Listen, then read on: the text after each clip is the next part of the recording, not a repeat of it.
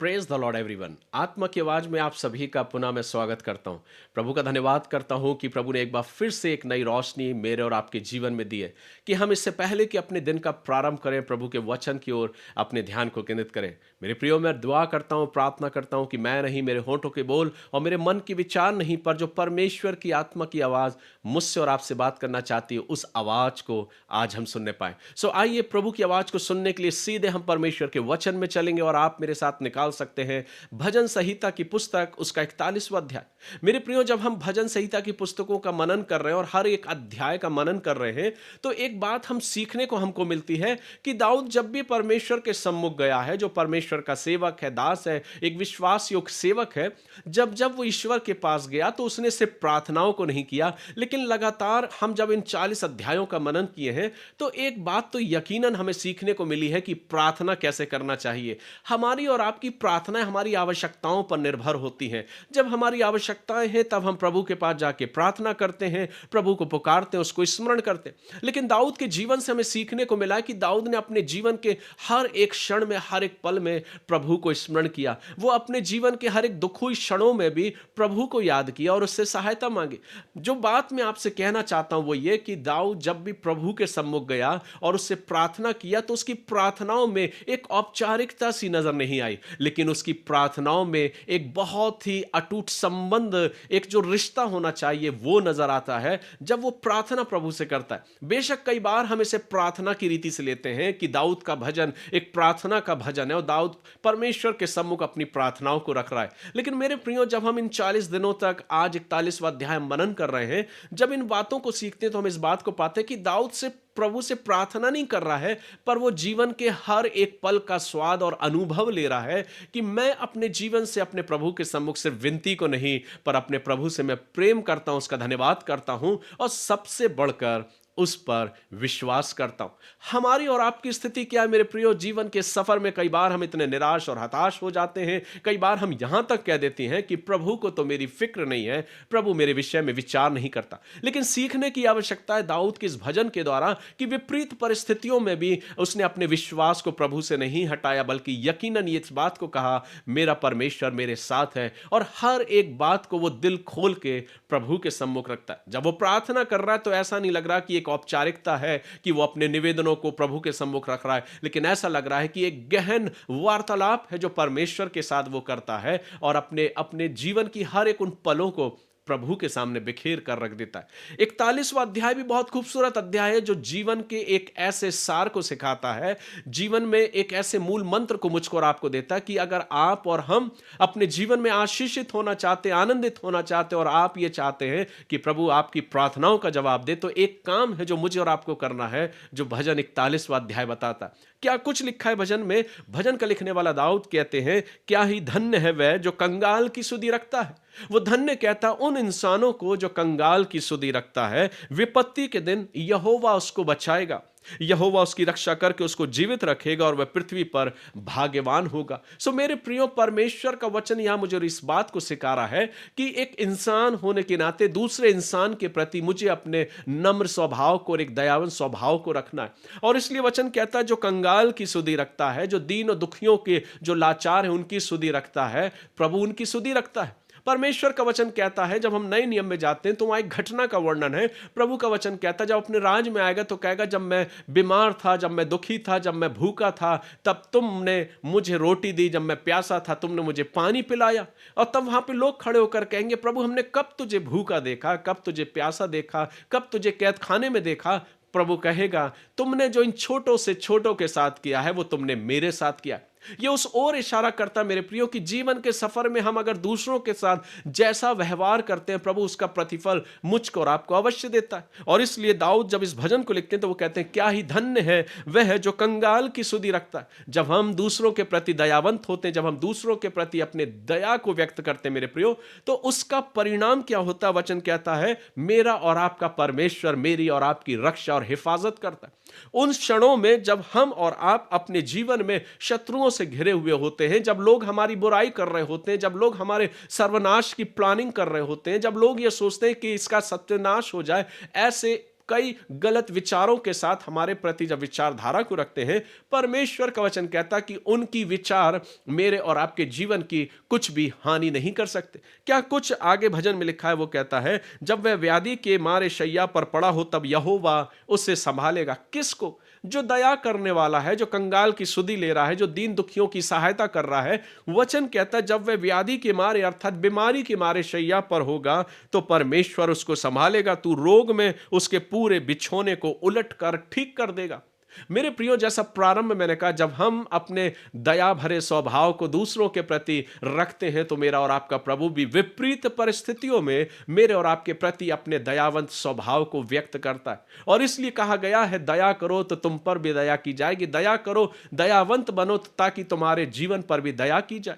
और दाऊद यहां पर इस बात को बयां करते और वो कहते हैं, मैं अपने जीवन में परमेश्वर के अनुग्रह में होकर ऐसे लोगों की दया करना चाहता हूं ताकि समय पर परमेश्वर अपनी दया मुझ पर प्रकट कर सके। और वो वर्णन भी करता है कि जो बीमार है, जो अस्वस्थ है, जो कठिनाइयों में है, ईश्वर उसकी प्रार्थनाओं को सुनकर अपनी दया को उसके जीवन में व्यक्त करता है। आगे दाऊद कहते हैं कि लोगों ने मेरे विरोध में बहुत सी बातें बोली हैं, लोग मुझे छोड़कर चले गए हैं, लोग मेरे जीवन को नष्ट कर देना चाहते हैं, मेरे जीवन में ये विचार रखते हैं कि मैं नाश हो जाऊं।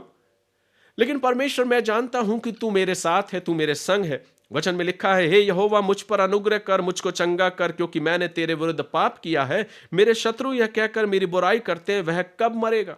दाऊद यहां पर बयां कर रहा है कि लोग ऐसे हैं प्रभु जो मेरे खास है, मेरे परम है, मेरे मित्र हैं। ऐसे लोग भी मेरे जीवन के बारे में ये विचार रखते हैं कि मैं अपने जीवन में उन्नति ना करूं पर मैं नष्ट हो जाऊं, मेरे सर्वनाश के बारे में वो योजना बनाते।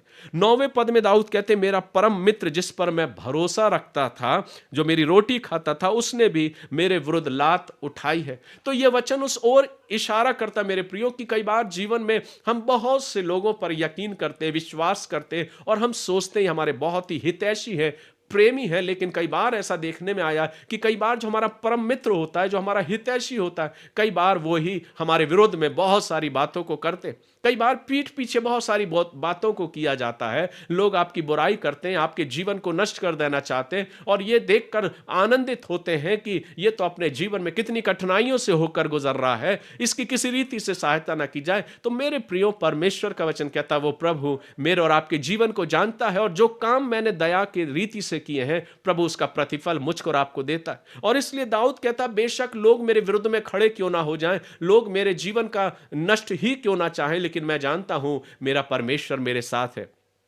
दाऊद आगे बयां करते और कहते हैं, परंतु हे यहोवा तू मुझ पर अनुग्रह कर कर मुझको उठा कि मैं उनको बदला दूं। मेरा शत्रु जो मुझ पर जयवंत नहीं हो पाता, इससे मैंने जान लिया है। दाऊद कहते हैं, बेशक लोग मुझे छोड़ सकते हैं, लोग मेरे विरोध में खड़े हो सकते हैं, लोग मेरे पीठ पीछे मेरी बुराई कर सकते हैं और मेरे नष्ट होने की कल्पना या योजना बना सकते हैं कि मैं नष्ट हो जाऊं, अपने जीवन में सफल ना हूं। लेकिन प्रभु मैं जानता हूं, क्योंकि मैंने जान लिया है कि तू मेरे साथ है, कि तू मुझसे प्रसन्न है। कैसे? क्योंकि दाऊद इस बात को बयां करता है, क्योंकि तूने मुझे खराई में चलाया, तूने मुझे संभाला है और सर्वदा के लिए अपने सम्मुख स्थिर करता है, अर्थात मुझे अभी तक अपने सम्मुख बना के रखा। मेरे प्रियो, कई बार देखने में आता जब हम विपरीत कठिन परिस्थितियों में होते हैं तो बहुत से लोग हैं जो हमारे प्रति संवेदना रखते हैं, लेकिन बहुत से ऐसे भी होते हैं जो हमारे बहुत खास, हमारे बहुत प्रिय होते हैं, जिनके मन में हमारे प्रति एक अच्छी संवेदना नहीं होती, एक अच्छी भावना नहीं होती। और कई बार वो इस बार को बोलते हैं कि अच्छा है कि इसके साथ ये सब कुछ घट रहा है, और वो इंतजार करते हैं उस घड़ी का, उस समय का, कि देखें ये किस प्रकार से अपने जीवन में नष्ट होता है। लेकिन मेरे प्रियो, आप और हम अगर इस वचन का मनन कर लें कि अगर हम लोगों पर अपने दया भरे स्वभाव को रखते हैं, हमारे मन में अगर वो दया का भाव है और हमने अगर किसी के साथ कोई दया की भावना को व्यक्त किया है, स्वर्ग का परमेश्वर आपके हाथों के कामों को देख रहा है, वो आपके मनों को देखता है। और ऐसे समय में जब बेशक दुनिया आपके विरुद्ध में खड़ी हो जाए, परमेश्वर आपके लिए खड़ा होगा और वो आपके बिस्तर को पलट देगा, वो आपको आपकी उन्नति के लिए, आपके लिए रास्ते तैयार करेगा, आपको हर कठिनाई और हर विपत्ति में आपको वो संभाले रहेगा। दाऊद कहता है, इससे मैंने जान लिया है कि तू मुझसे प्रसन्न है। अर्थात दाऊद कहता, प्रभु मैं सिर्फ ये चाहता हूं कि तू मुझसे प्रसन्न हो और जिस रास्ते में चलने के लिए तूने मुझे तैयार किया है, उस रास्ते में मैं चलकर अपने जीवन से दूसरों पर दया को व्यक्त करूंगा और दया भरे कामों को मैं करता रहूंगा। सो मेरे प्रियो, जो कुछ हम करते हैं इस संसार में लोगों के प्रति मेरे प्रियो परमेश्वर उन बातों को देखता है। आज बहुत कुछ दिखाया जाता है, बहुत कुछ बांटा जाता है, हर कोई अपने जीवन में कुछ ना कुछ प्रदर्शित कर रहा है, लेकिन मेरे प्रियो क्या हमने उस प्रतिफल को अपने जीवन में पाया? अगर हमने कुछ किया और बता दिया तो उसका प्रतिफल कई बार हम नहीं प्राप्त कर पाते, लेकिन स्वर्ग का परमेश्वर जो गुप्त में है, वो गुप्त में मेरे और आपके हर एक कामों को जानता है और उसका प्रतिफल मुझे और आपको जरूर देता है। आगे दाऊद इस बात को लिखते हैं और वो कहते हैं, इज़राइल का परमेश्वर यहोवा आदि से अनंत काल तक धन्य है, आमीन फिर आमीन। अर्थात दाऊद अपने विश्वास के साथ इस बात को बयां करते, परमेश्वर मैं धन्यवाद करता हूं तेरा कि तू मेरे साथ है। बेशक दुनिया मेरे बारे में कुछ भी क्यों ना सोचे, कैसे भी गलत भावनाओं विचारों को क्यों ना रखे, मैं तो अपने जीवन में अपनी जिंदगी को तेरे मार्गों के अनुसार व्यतीत करूंगा, अपने जीवन में तेरी मर्जी को पूरा करूंगा और मैं दयावंत रहूंगा ताकि तेरी दया समय पर मुझको प्रकट होने पाए और मेरे ऊपर बनी रहे। सो मेरे प्रियो, अपने जीवन में जैसे जीवन को हम और आप व्यतीत करते, एक दूसरे के प्रति अपने दयावंत स्वभाव को रखते हुए, बेशक कई बार हमारे अपने ही हमारे खिलाफ खड़े हो जाएंगे, हमारे विरोध में होंगे,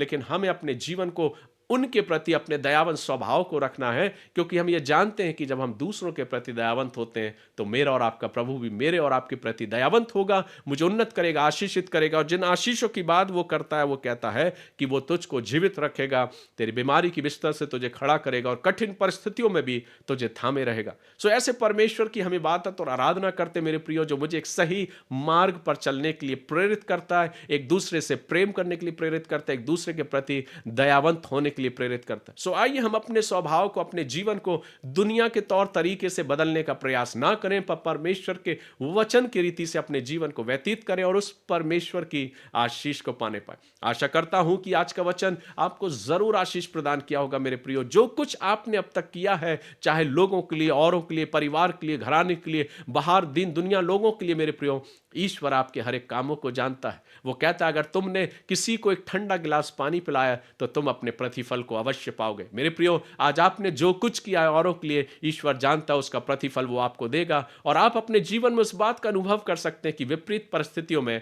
प्रभु ने आपको कैसे खड़ा किया, कैसे आपको संभाला, कैसे अपनी आशीष को दिया। और इस बात के लिए हम परमेश्वर का धन्यवाद करें। आइए हम भी दाऊद के समान कहें कि मेरा परमेश्वर जीवित है और वो मेरे लिए हमेशा खड़ा है और वो मुझे स्थिर करता है, मैं उसका धन्यवाद करता हूं। अपने जीवनों के द्वारा प्रभु की महिमा करें मेरे प्रियो, और इस वचन के अनुसार अपने जीवन को जीने का प्रयास करें। प्रभु की आशीष में बने रहे, प्रभु का अनुग्रह आपके जीवन पर हो, यही मेरी प्रार्थना है। मेरे प्रियो, हम कल फिर मुलाकात करेंगे, तब तक प्रभु का अनुग्रह, प्रभु की आशीष आपके जीवन पर बहुत आयश से होती रहे, यही मेरी प्रार्थना है। God bless you.